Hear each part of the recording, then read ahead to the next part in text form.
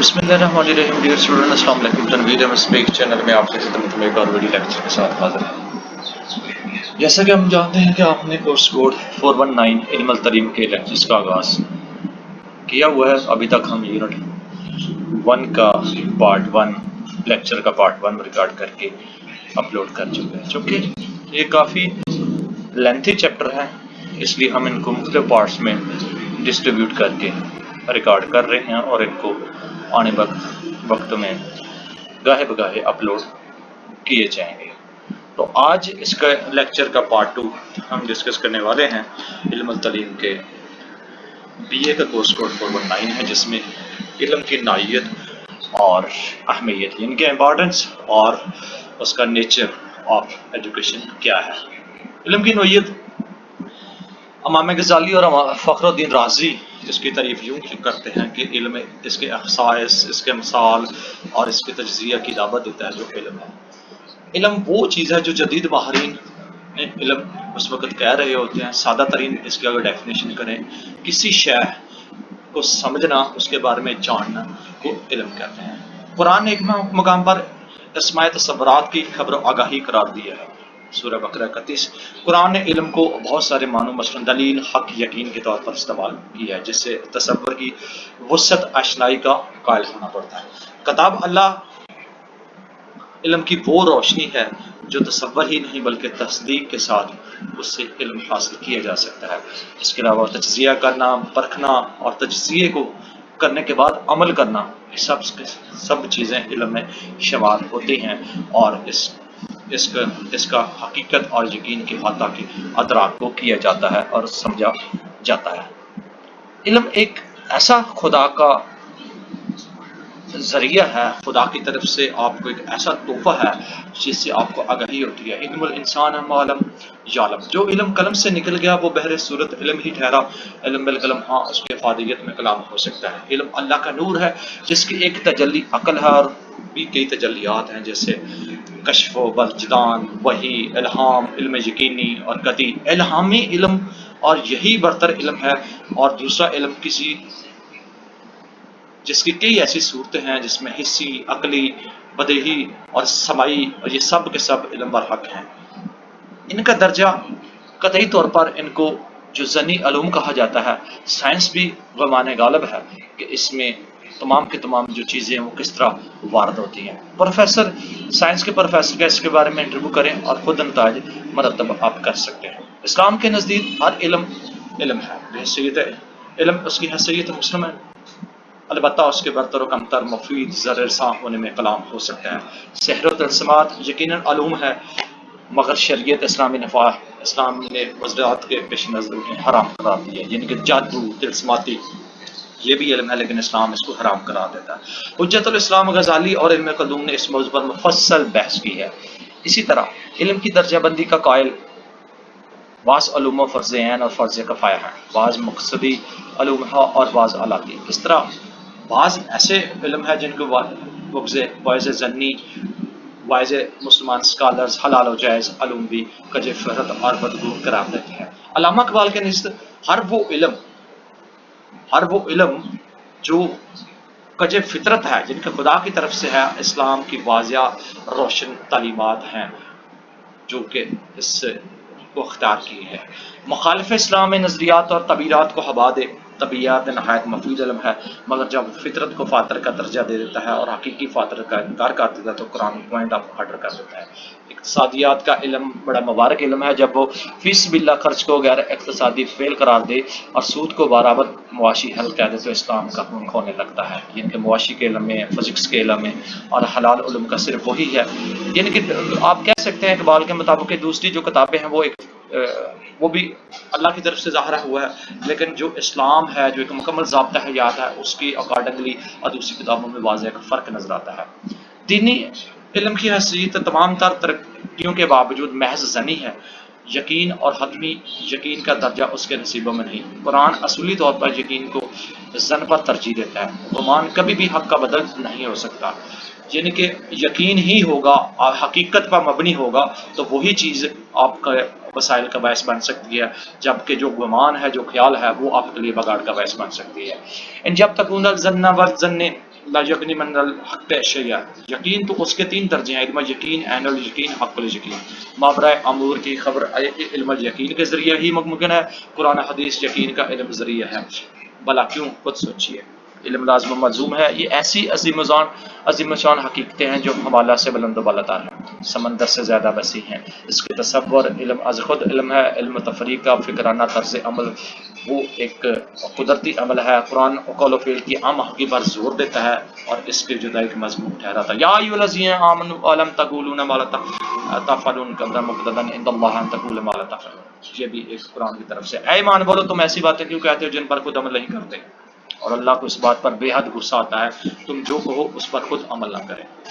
یعنی کہ یہ بہت ضروری ہے کہ جو علم آپ بولتے ہیں، آپ کہتے ہیں، اس پر خود بھی عمل کرنا، یعنی کہ ایک لازمی جز ہے قرآن کے مطابق کہ سب سے پہلے آپ خود اس پہ عمل کریں، پھر دوسروں کو کروائیں، اور جب یہی چیز آپ خود عمل کریں گے تو وہ آپ کو بے پناہ فائدہ دے گی۔ حضرت عثمان فرمایا کرتے تھے کہ ہم اس علم سے پناہ مانگتے ہیں جس پر عمل کیا جائے۔ حضرت عثمان غنی نے فرمایا کہ اس علم سے پناہ مانگتے ہیں جس پر عمل نہ کیا جائے۔ سید علی حجویری کشف المحجوب میں فرماتے ہیں، داتا علی حجویری جس کے نام پہ مشہور ہے، کہ علم پر کیفیت حال کا وہی یہ اضافہ کر دیتے ہیں، یعنی قلب و روح پر جذب و حال کی کیفیت بھی طاری ہو جائے، صوفیہ کرام اسی علم کے در پہ رہتے ہیں۔ یعنی کہ جو آپ کو علم آتا ہے اس سے پہلے عمل ضروری ہے، جیسے اقبال نے عمل سے زندگی بنتی ہے، جنت بھی جہنم بھی۔ جتنے مذہبی آپ عالم ہیں، جتنا مذہبی دنیاوی اسلامی کسی بھی کنٹیکس میں آپ کے پاس علم اویلیبل ہے، بٹ آپ کے پاس عمل نہیں ہے، تو پھر ڈیئر اسٹوڈنٹ وہ آپ کے لیے ایک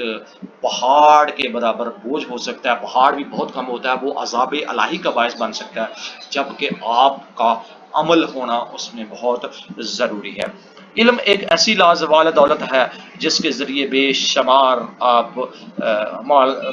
دولت سے مالا مال ہو سکتے ہیں، اور صوفی کرام عمل کر کے ہی ان تمام منازل تک پہنچ سکتے ہیں۔ گو کہ اس وقت زمانے میں بہت ساری خرافات پائی جا رہی ہیں، بٹ یہ ضروری نہیں ہے کہ وہ ساری کی ساری خرافات کو اپنے قرآن اور حدیث کے مطابق کہا جا سکے۔ اصل علم ڈیئر اسٹوڈنٹ وہی ہے، کچھ بھی کر لیں، اقبال کے نظریات دیکھ لیں، صوفیاء کے نظریات دیکھ لیں، اور ان نظریات، یہی نظریات اگر صوفیاء کے قرآن اور حدیث کے تابع ہیں تو وہی علم الہی ہے، وہی اصل علم ہے، ادروائز باقی سب کا سب شیطانی علم ہوگا اور آپ کے لیے نقصان دے گا باعث بن ہے۔ خرد کے پاس خبر کے سوا کچھ اور نہیں، تیرا علاج نظر کے سوا کچھ اور نہیں، یہ اقبال کے ہی الفاظ ہیں، اور وہی اقبال جو آج سے 1938 اس کا لاسٹ ایئر تھا اپنی زندگی کا، اور وہ اس لیے اس کو شہر مشرق کا خطاب دیا گیا تھا، کیونکہ عصر علوم کا وہ ایک ایسا منبع علم تھے جس سے وہ ہر چیز سے آشنا تھے، اور اس کو اس لیے شہر مشرق کا بھی خطاب کیا گیا تھا۔ جس علم پر کوئی شخصیت پہ چتاب کھا رہی ہے اور شخصیت رچ بس گیا ہو وہ کچھ اور ہوتا ہے، دماغ سے نکل کر زبان پر آنے والا، مگر علم عمل سے محروم علم اطلاع سے زیادہ وقت نہیں رکھتا۔ یورپ ایمان کے لفظ سے بدقطع ہے، اسلام میں یقین و ایمان و یقین کو بہت درجہ حاصل ہے، اور علم ایمان اور اعتقاد کو شامل کرتا ہے۔ یہی اس کا اسطورہ امتیاز ہے کہ بے شک ایمانیات کا علم نہایت مقتدر علم ہے، بلکہ یہی اسلامی علم کی اساس ہے۔ قرآن کی ہر آیت و دعوت ایمان ہے، اور قرآن ہی سب سے برتر علم ہے، اور ایسا کیوں نہ ہو کہ جب کہ قرآن کا نزول خدا بندی سے ہوا ہے۔ علم میں اتھارٹی کا تصور مسلم ہے، ماہرانہ علم بطور علم قسم قابل اعتماد تصور کیا جاتا ہے، یہ نیلر نے کہا 97 میں۔ اسلام میں سب سے بڑی علم اتھارٹی ذات خدا بندی ہے، وہ علم و خبیر ہے، جبکہ ماہر علم محض علم و خبر کے برتر ہے، کیونکہ وہ فیضان الہی سے براہ راست مستفید ہوتا ہے۔ یعنی کہ اسلام کی اگر بات کی جائے تو سب سے زیادہ جو علم و خبیر رکھنے میں وہ اللہ تعالیٰ کی ذات ہی ہے، اور وہی چیزیں ہیں، وہی علم انسان کو عطا کیا جاتا ہے، وہی حقائق و طبیعت کا مالک ہے، وہی حقائق و مفاہیم پر ہر چیز کو ترجیح دیتا ہے، وہی جہالت اور اخلاق کی روح سے ہر انسان کو نوازتا ہے، وہی چیزیں وہ اس کی آپ کو منبع منزل تک پہنچنے کا ایک ذریعہ بن سکتا ہے۔ علم کی نوعیت کے بارے میں آخری نقطہ یہ ہے کہ علم مکمل غیر جانبدار ہے اور نامکمل معروضی، دو وقت کے دائرے میں غسل کر کے ہی آگے پہنچتا ہے اور کسی نہ کسی تہذیب کی ثقافت کا رنگ لیے ہوتا ہے۔ یورپی علم پر یورپی تہذیب کی چھاپ، کیونکہ وہ اسی تہذیب میں پیدا ہوتا ہے اور پروان چڑھتا ہے اور اسی کے آداب و اعتبار شعوری لاشعوری طور پر اپنا لیتا ہے۔ لہٰذا مسلمان طالب علم پر فرض عائد ہوتا ہے کہ وہ دیکھے کہ علم کس سمت سے آ رہا ہے اور کس نقطۂ نظر اور کس رنگ کا نمائندہ ہے۔ علمی تصور کی قدر و قیمت لگاتے وقت ایسا کرنا نہایت ضروری ہے کہ جملہ علوم و فنون جو علم کی تاریخ میں بقول محمد قطب سب دنیاوی علم اعتبار سے حق، البتہ ان میں فراقت مراتب ضرور پایا جاتا ہے، ان میں نفع و ضر کلام ہو سکتا ہے۔ تو یہ علم کے بارے میں کچھ چیزیں تھیں۔ علم کی اہمیت کیا ہے؟ تہذیب و تمدن کے چراغ علم سے روشن ہوتے ہیں اور یہی ان کی قوت و شوکت کا راز ہے۔ یورپی تہذیب کا غلبہ ہے، اصطلاح علم کا فن کا مرہون میں دیتا ہے۔ ابت فرنگ از علم فن است از ہمیں آتش چراغش روشن است۔ اسلام نے علم کو بے پناہ اہمیت دی ہے۔ پروفیسر محمد سلیم نے خوب لکھا ہے کہ مگر میں تحصیل علم لازم حیات اور اسلام میں جو احساس حیات ہے وہ قرآن کی اہمیت سے یہ حال ہے۔ لفظ علم مختلف اشتقاقی صورتوں میں 778 مرتبہ وارد ہوا ہے، جو قرآن کی بات ہے۔ اس کی تحصیل پر انسانوں کو بار بار ابھارا گیا ہے، انسان کو بار بار حکم دیا گیا۔ حضرت آدم علیہ السلام کے فرشتوں پر برتری حاصل ہوئی اسی علم کی بدولت اور خلافت عرضی ملی۔ خود خدا بند تعالیٰ نے اپنی توحید پر اپنی ذات اور فرشتوں کے ساتھ ایک منصف مزاج علم اہل علم کو بھی ٹھہرایا ہے، یعنی فرشتوں کے درمیان میں بھی اہل علم کو ہی آپ نے جو چیزیں بتائی ہیں یہ بات بہت نہایت طلب ہے۔ اشہد لا الہ الا اللہ لا الہ الا هو الملک والعلم قائمۃ بالقسط۔ سورہ عمران میں دراصل بندوں میں علماء خدا کے مزاج دان ہوتے ہیں اور انہی کے دل خوف خدا سے تھرتھرا اٹھتے ہیں۔ ایک اور جگہ پہ فرمایا سورہ فاطر میں مگر سب علماء یکساں ہیں، ان کے مختلف درجات و مراتب ہیں جن کا لحاظ رکھنا بہت ضروری ہے۔ ایک اور جگہ پہ آپ نے فرمایا اپنے قرآن میں فرمایا علم ہی حق و باطل کا معیار اور وہی ہدایت و ضلالت کی رسوخی ہے، اس لیے جناب رسالت میں آپ صلی اللہ علیہ وسلم کو حکم ہوا ہے جس چیز کا علم رہا اس کی پیروی مت کیجیے، وہ ہے صحیح علم و اطلاع کے بغیر قدم نہ بڑھائیے۔ یعنی کہ علم ایک ایسا ذریعہ ہے کہ آپ کے پاس تحقیق شدہ چیزیں ہیں تو اس کے مطابق چلیے، اگر آپ کے پاس وہ چیزیں نہیں ہیں تو اس کو آپ ریلیز کر سکتے ہیں، اس سے پیچھے ہٹ کر سکتے ہیں۔ یہ نبی کریم صلی اللہ علیہ وسلم کا حکم تھا۔ احادیث مبارکہ رسول پاک صلی اللہ علیہ وسلم کی جو علم کے بارے میں احکامات روشن ہوئی ہے اس کی حدیث حسب ذیل ہے۔ علم کا حاصل کرنا ہر مومن اور مرد دونوں پر فرض ہے۔ ہر چیز کا کوئی نہ کوئی ستون ہوتا ہے اور اس دین اسلام کا ستون علم ہے۔ علم کی طلب عبادت، اس کی تلاش جہاد ہے۔ عالم فاضل کی روشنائی شہید کے خون سے زیادہ قیمتی ہے۔ طلب علم کے دوران موت شہادت ہے۔ علم تنہائی میں مونس، پردیس میں رفیق، خلوت میں ندیم، دشمن کے مقابل میں ہتھیار، دوست میں زینت ہے۔ علم سے مومن کبھی سراب نہیں ہوتا۔ مستحق لوگوں کو علم سکھانا اللہ کے تقریب کا ذریعہ ہے۔ بے علم کو علم سکھانا صدقہ ہے۔ علماء ہی انبیاء کے وارث ہوا کرتے ہیں۔ اللہ فرماتا ہے میں عالم ہوں اور صاحب علم سے محبت کرتا ہوں۔ پیدائش سے موت تک اکتساب علم جاری رکھیے، نبی کریم صلی اللہ علیہ وسلم کی تقریباً فرمادات تھے، اور اسی کے مطابق علم ہی ایک واحد دولت ہے جس کی وجہ سے انسان کی تدریب، انسان کی تعدیب، انسان کا سلیقہ، انسان کو ادب سکھاتا ہے، اور علم ہی ایک ایسی دولت ہے جس کی بدولت نبی کریم صلی اللہ علیہ وسلم نے خود دعا فرمائی، اے میرے رب میرے علم میں اضافہ فرما، اور یہ دعا عالم الغیوب کے امام پر جاری کی گئی تھی۔ دیکھا آپ نے علم حصول کے بارے میں اسلامی روایت کس قدر عظیم و شان اور حقیقت پسندانہ ہے۔ اس کے علاوہ ذرائع علم کے علم کہاں کہاں سے حاصل ہوتا ہے۔ علم ڈفرینٹ، اگر دنیاوی علم کی بات ہے تو مختلف قسم کے ذرائع ہیں، لیکن یہاں پہ چونکہ اسلام کے کنٹیکس میں یہ بات ہو رہی ہے تو اس علم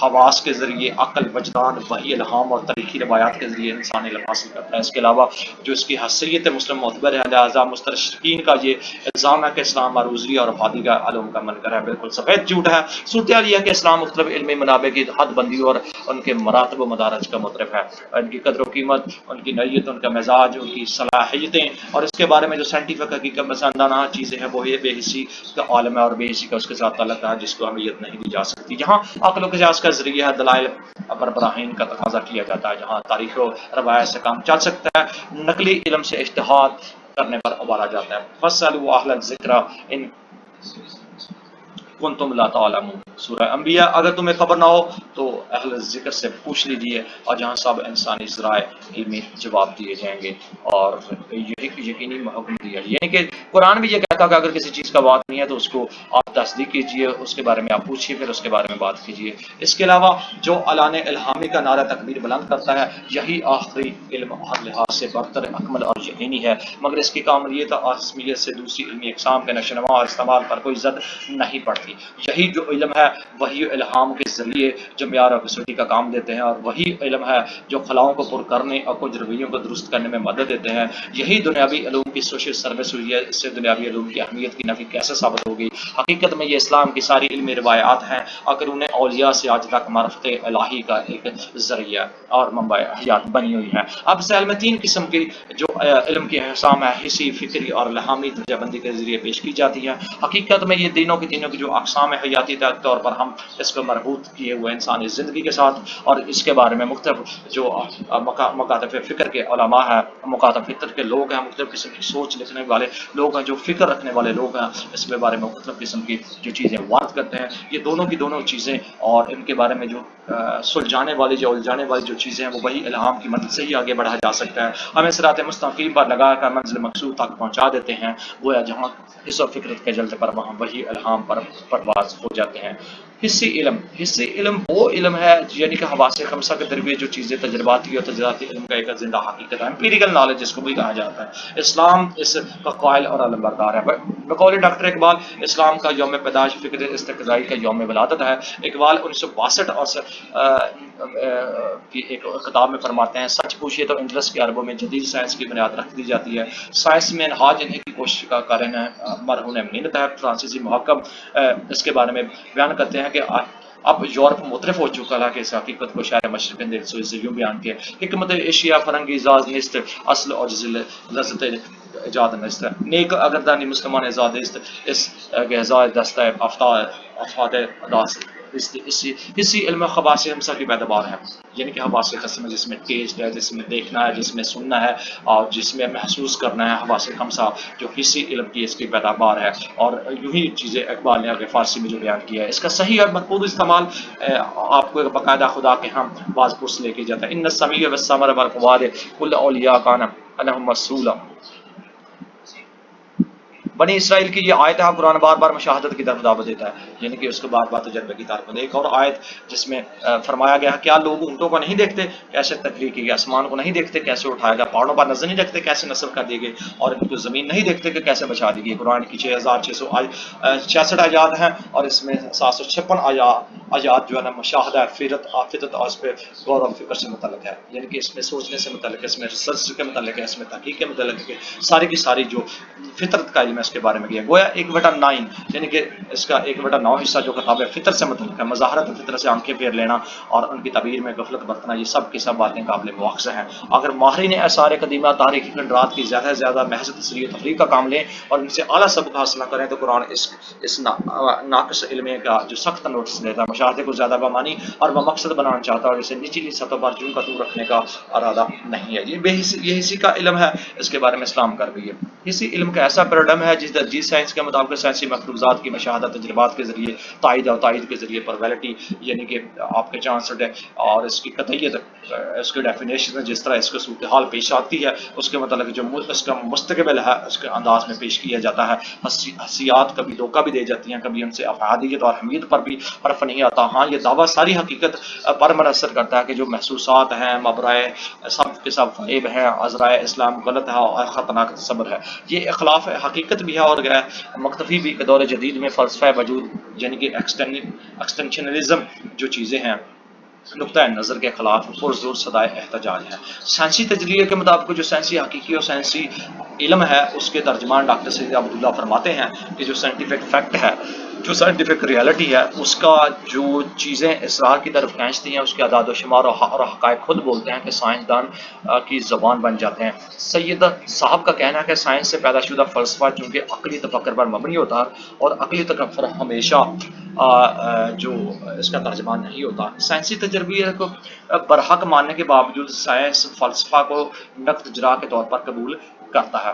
اسی کے اوائل میں حسی تجربہ علم زندگی کا شدید تقاضا ہے. اس کے بغیر کاروبار یا حیات نہیں چل سکتی. مادی ترقی اور بہبود کا زیادہ تر دار و مدار اسی علم پر ہے. تسخیر کائنات کا سارا ڈرامہ اسی بال بوتے پر کھیلا جا رہا ہے، یعنی کہ حصے پہ علم. سائنس ٹیکنالوجی کے کارنامے زبان زد عام ہے، ان کی عظمت میں دن بدن تیزی سے اضافہ ہو رہا ہے، اور یہی جو چیزیں ہیں وہ آپ کے لیے امکان روشن کیے ہوئے ہیں. اسلام کیسے نظریہ انداز کیا جا سکتا ہے جس کے علم کے سر پر خدا کا دست و شفقت ہو؟ اسے اللہ کا رسول اور مومنین کیسے پشت پش ڈال سکتے ہیں؟ حضور نے تجرباتی علم کی حوصلہ افزائی فرمائی، مدینے کی کھجوروں کے پھل پھول بڑھانے والے تجربات کیے. آپ نے توثیق فرمائی اور ساتھ ساتھ تجرباتی الہامی علم کا فرق بھی جتلا دیا. اسی طرح ٹیکنالوجی میں آپ نے خاص دلچسپی لی. ہم عصر بہترین جنگی ٹیکنالوجی سیکھنے کے لیے آپ نے صحابہ کو جماعت فکر کی اس کو ٹریننگ دی. حضرت معاویہ نے بحری بیڑا تیار کروایا. عباسی اور اندلسی نے سائنسی اور فنی ساری دنیا سے خراج تحسین حاصل کر چکے ہیں. فکری علم ایسا علم جو آپ کسی کے بارے میں دلیل کے طور پر، تفکر کے طور پر، منطقی طور پر، فلسفہ فکری طور پر، حسیات کے طور پر جو اس کی حدود اربع کو دیکھتے ہیں اور اسی کے بارے میں فکری علم کہا جاتا ہے. فکر و فلسفہ جب شروع ہوتا ہے اس میں قیاسی علم، اصولی تجربات، منطق بھی فراہم کیے جاتے ہیں، اور اس میں جو قیاسی صداقتیں، عالمگیر اور نہایت عمومی چیزیں بھی پائی جاتی ہیں. افلاطون کے نزدیک صرف یہی علم ہی صحیح معنوں میں سچا علم ہے. رہا حسیت تجرباتی علم، اس کے حسیت محض رائے کی ہے جو سدا تغیر پذیر گویا سچا علم اور دائمی اور غیر تقلید ہے. مگر یہ مسالیت پسندوں کا نقطۂ نظر ہے، مگر فلسفیات کا مکاتب فکر اس بارے میں مختلف رائے رکھتے ہیں. فکری علم خالصتاً غور و فکر کا نتیجہ ہے، اور عقل کی حیثیت مسلم یہی ہے حقائق محسوس کی پہناوے جانے میں، اور اس کو خوف ریزوں کو جوڑ کر موتی محل تیار کر دیتی ہے.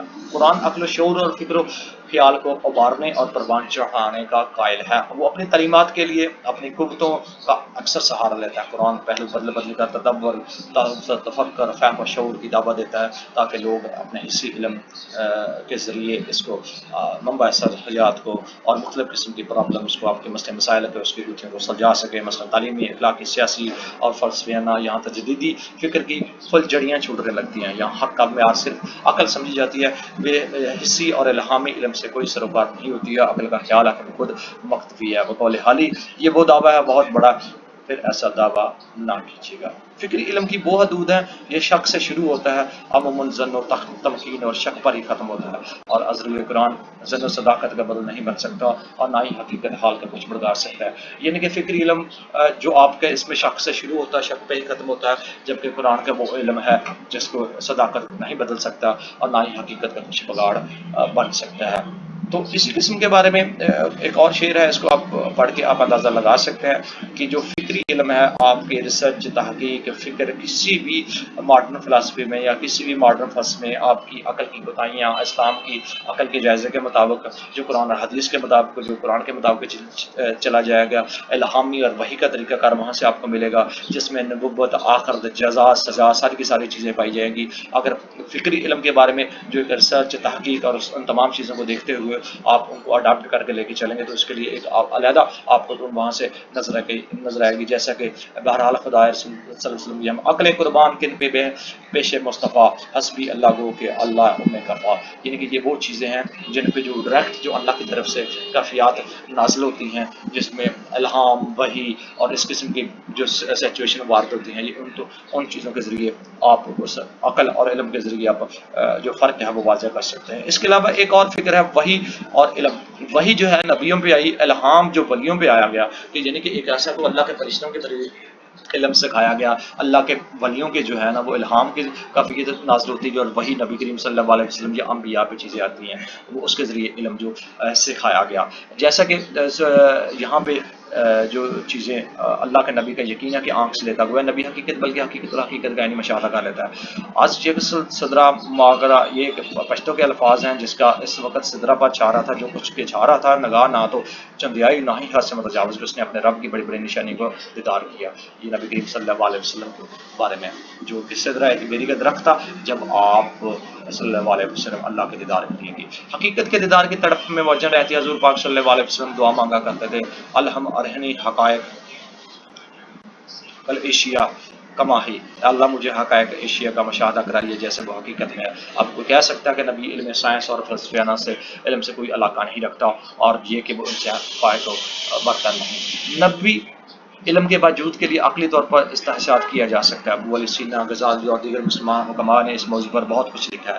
بات یہ ہے کہ کائنات میں علم اور توکل نے پستی سے بلندی کی طرف رفتہ رفتہ ترقی کی ہے۔ انسان میں وہ دماغی اور ذہنی کمی ہے جو حیوانات میں نہیں، اسی طرح انبیاء میں علم و توکل کی ایک ایسی قوت جو ہے جو عام انسانوں میں نہیں ہوتی، اسے ملکہ نبوت یا وحی کہتے ہیں۔ یہی بلکہ غیبیات پر اطلاع پا لیتا ہے۔ یہ علم الغیبیات کا خاص عطا کردہ علم ہے جو منتخب ہستیوں پیغمبروں کو عطا کیا جاتا ہے۔ یہ براہ راست خدا کی طرف سے ہوتا ہے اور دنیاوی وسائل کی ضرورت نہیں پڑتی، اسے وحی الہام کہتے ہیں۔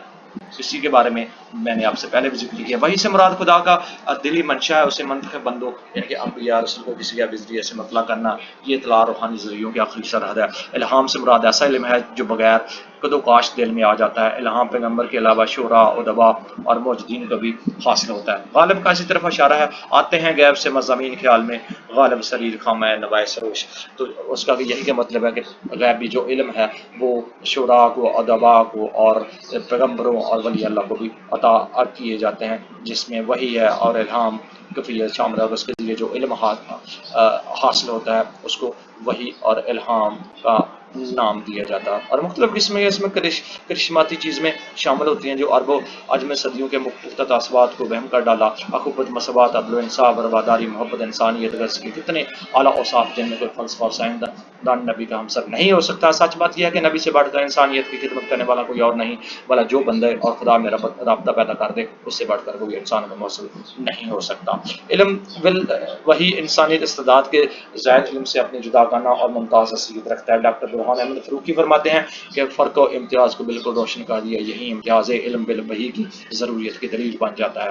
وہ اس کے نکات کچھ علم بالوحی امکان خطا اور عدم تعین کے نقص سے ممبرا ہے، بخلاف اس کے انسانی علم میں یہ دونوں موجود رہتے ہیں۔ علم وحی ہمیشہ سے کامل اور غیر متغیر ہے، جیسا کہ انسان علم ارتقی ہے۔ علم وحی کا موضوع نسب العین اور اصل حاصل کرنے کا لایا ہے۔ علم وحی کا اخلاق کا یہ مسئلہ زندگی و اخلاقی فضائل کے نمونہ کمال سے مطابق ڈالا جاتا ہے۔ علم وحی کا معاشی مسئلہ یہ ہے کہ عادلانہ معاشی نظام کس طرح قائم کیا جائے اور معاشی تخلیقی جدوجہد کس طرح اس کو تکمیل ملے۔ علم وحی کی روح سے تاریخ کے مسئلہ مسائل کو حل کیا جا سکتا ہے، قوموں کی تجدید دینا کی جاتی ہے۔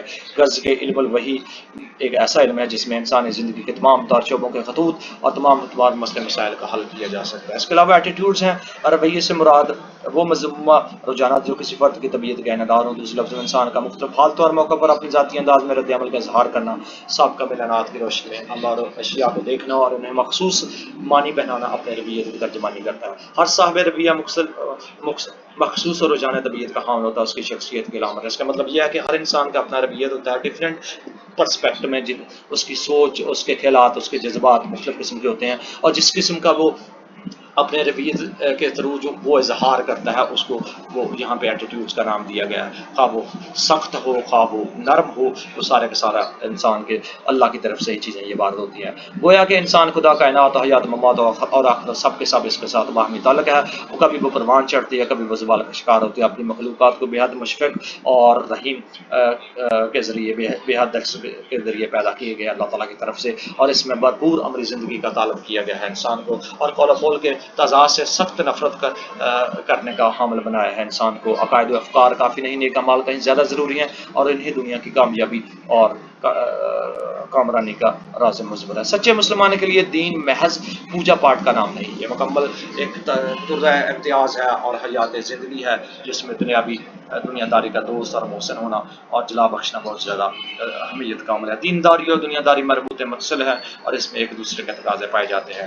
دنیاوی کاروبار چھوڑ کر مسجد کا رخ کرنا اور جو ہی نماز ختم اللہ کے فضل کی طلب میں لگ جانا ہے، یہ انسانی اور خدا بندی کے درمیان ایک ایسا رشتہ ہے جس کو کبھی ختم نہیں کیا جا سکتا، اور اس میں دنیا کا جامعہ مذہب اور جملہ دین اور دنیا بھی امر ذریعہ مطلوب ہے۔ اس کے علاوہ قرآن انسان میں تعمیری رویے پیدا کرتا ہے، آپ میں تواضع، توکل، سیر چشمی، حسن ظن، عمل کو خوشی خدا سے، رسول سے محبت اور امید ذریعہ کو بار بار تلقین کرتا ہے، اور یہی جو علم ہے آپ مختلف قسم کے منفی رویت کو مثبت میں عطب کے ذریعے اس کو تکمیل تک پہنچانے کی تعلیم دیتا ہے، اور مختلف قسم کی جو خواہش پرستی ہے اس کی مذمت کرتی ہے، اس سے نفرت دلاتا ہے۔ قرآن کا موقف ہے کہ انسان دنیا میں رہ کر دنیا سے بھرپور فائدہ اٹھائے مگر حدود سے تجاوز نہ کرے، وہ ذمہ دار افراد کا کردار ادا کرے، محض ہواؤں کا بندہ بن کر رہ نہ جائے، اور عین ممکن ہے کہ اہل علم حضرات علم و فضل کے باوجود ہوا و حبس کو ہی پوجنے لگے۔ ایک اور جگہ پہ اب فرمایا گیا کہ اے نبی آپ نے فرمایا ذرا اس آدمی کی حالت پر غور فرمایا جس نے اپنی خواہشات کو خدا بنا لیا اور علم و فضل کے باوجود خدا نے اسے گمراہ کر دیا. اس طرح مومنین کو یہ تعلیم ہے کہ جب فائدہ پہنچے تو بہت اثر اتراؤ نہیں، جب کوئی نقصان ہو جائے تو صفحے ماتم نہ بچھا لیا جائے. یہ سورہ حدید میں ہے. بلکہ دونوں صورتوں میں توازن کا مظاہرہ کرنا چاہیے. ہر معاملے میں چاہیے کہ کیوں نہ اعتدال پسندی کا مظاہرہ کیا جائے اور سیکھ کر، یعنی کہ اگر نفسانی خواہش پہ انسان جو ہے نا اس پہ توجہ دے گا، اپنی خواہشات پہ عمل تکمیل کے لیے ساری کی ساری ایفرٹس کرے گا تو اللہ تعالیٰ کی طرف سے اس کو گمراہ کیا جاتا ہے. اور جب وہ قرآن اور اوپر سے اللہ کی طرف سے احکامات کے عمل کرے گا تو اس کو خزانے عطا کیا جاتا ہے. اس میں ڈاکٹر سعید عبداللہ بھی فرماتے ہیں اسلامی زندگی کی 4 چیزیں ہیں جس میں ذوق فرد، ذوق علم، ذوق جہاد اور ذوق عبادت شامل ہے. یہ چاروں کی چاروں چیزیں ایک سچے مسلمان کی عنادار ہیں اور مسلمان ان تمام چیزوں کو فکر و عمل طریقوں سے منفرد چیزوں کو اپنا کر قرآن تعلیمات اور نبوت فرمودات پہ عمل کر کے اس کو اپنے زندگی میں پروان چڑھا کر اسلام کا ایک نیا رکن، اسلام کا ایک نیا ذریعہ پیش کر سکتے ہیں. مہارتیں انسانیت کی ایسی ابتدا سے مسلم ہے کہ انسان کو مہارتیں سکھلانے کے لیے، یعنی کہ ہنر، آپ کا فن جو پرندوں سے کام لیا جب قابیل نے حابیل کو قتل ڈالا تو اسے لاش چھپانے کی ڈیمانسٹریشن قابل نے دی. قابیل نے ڈیمانسٹریشن کی قابلیت اظہار کی اور اپنی بے مہارتی بد ندامت محسوس کی.